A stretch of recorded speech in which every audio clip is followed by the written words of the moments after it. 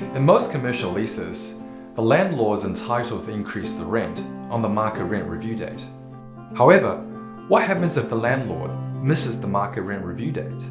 Assuming you're the landlord, and assuming you're using the ADLS standard form commercial lease, then missing the market rent review date is not a big problem.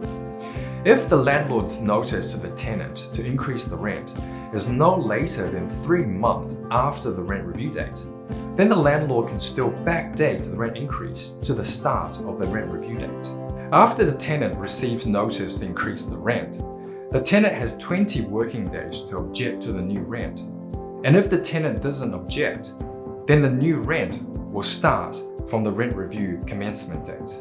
However, if the landlord's notice to the tenant is more than 3 months after the rent review date, then the landlord cannot backdate the rent increase to the rent review date. The landlord can still increase the rent, but the rent will only increase on the date that the late notice was given. Therefore, it is in the landlord's best interest to notify the tenant as early as possible. The landlord can notify the tenant of a rent increase up to 3 months prior to the rent review date. So it's important to keep on top of these dates so that the landlord can maximize his or her profit.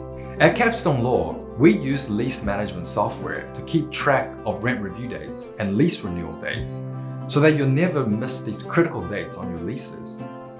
Leave the admin work to us so that you can focus on the other more important things.